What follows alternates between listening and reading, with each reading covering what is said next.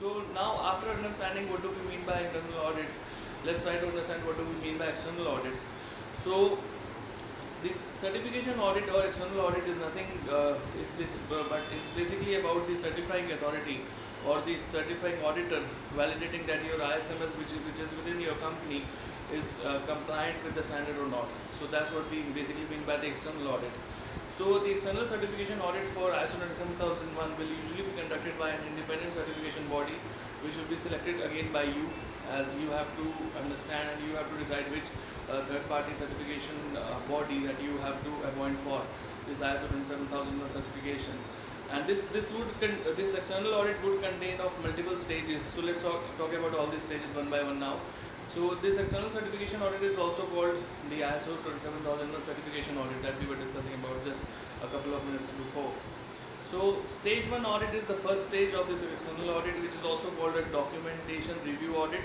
So in this stage 1 audit, the auditor will basically try to review your ISMS documentation which is in place in order to understand whether it is in line with the requirements of ISO/IEC 27001 colon 2013 certification standard or not. So basically, in stage 1, the auditor does a high level overview of your ISMS and a high level review to establish whether the internal audit program that you have in place is effective or not and is in place or not. So this documentation review in stage 1 usually consists of review of documents such as but not limited to the organization's information security policy, the statement of applicability document, the risk statement policy and risk statement plan and the risk management plan, etc.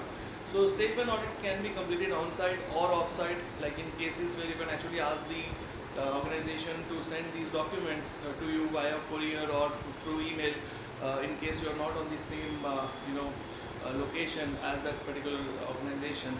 So after that, the stage 1 audit is basically used to determine whether your ISMS has met the minimum requirements of the standard in terms of the documentation part. So the word documentation is very important over here, and whether your ISMS is in place and is ready for a certification audit, which is the stage 2 audit, if you got a hint by now. So now let's try to understand what do we mean by stage 2 audit. So stage 2 audit is often referred to as certification audit, and it is nothing but more detailed audit than stage 1 audit, and includes an on-site visit where the actual sampling is done and interviews are taken and processes are checked, the processes that you have implemented considering the importance of security. In this stage 2 audit, the external auditors try to find out some proofs and evidences that the organization is actually following and practicing the documentations that you have put in place as outlined in the ISMS policies and procedures documents that you have prepared for the implementation. Most of the times and in most cases, this is often the last audit stage, and certification is normally awarded to the organizations that successfully clear this stage 2. In case of any flaws and any gaps in this stage, the auditor will point out any areas of non-conformity and potential improvements of the ISMS, and will follow up after a set time frame to check if those gaps have been taken care of or not.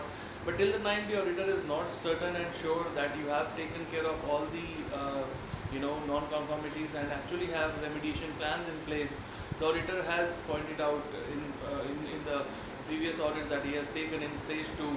So he might not give you a green light and a pass on your ISO 27001 certification. So upon a successful pass, if let's say you don't have any non-conformities, the auditor will issue a certificate stating that the organization and your business has met the ISO 27001 requirements and recommends your company for ISO 27000 certification. So after that, this is the stage 2 audit. So the story does not stop here. However, there is still one more type of audit remains after stage 2, and it is called stage 3 audit. So some of you might not have heard about the stage 3 audit. So now let's try to understand what do we understand by stage 3 audit. So stage 3 audits generally involve follow-ups and review audits to confirm and ensure that the organization remains in compliance with the ISO 27001 standard. Some certifying bodies also undertake these stage 3 assessment audits and audits around 6 months or 1 year after the certification has been allotted to an organization in order to check the compliance of the organization's ISMS once again. So these type of external audits are also known as surveillance audits. Again, a new term for you that you might be coming across in this journey of ISO 27001 audits. So to recap about what we have covered in this particular video, in nutshell, we have seen that and we have tried to understand what is an internal audit, what is an external audit, what is a stage 1 audit, what is a stage 2 audit, and what is a stage 3 audit, what is a surveillance audit, what is a recertification audit, what is a pre-certification audit. So all these types of audits are there explained in this particular video. So in case if you are not clear with any of the items, then please go back and watch this video once again. Remember that repetition is the key for success. So that's basically it for this particular training video. If you have any more questions that you would like to ask me, then please feel free to comment them in the comment section below this video. And thanks for watching. Please make sure that you go through this video once again, because repetition, as I always say, is the key to success. So thanks for watching. This is Love Johar.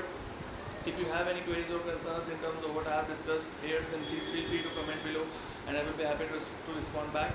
And please don't forget to subscribe to my channel, because ISO 27001 is a very vast topic, as I always say, and the implementation basically varies from company to company. So there are tons of more videos that I'll be putting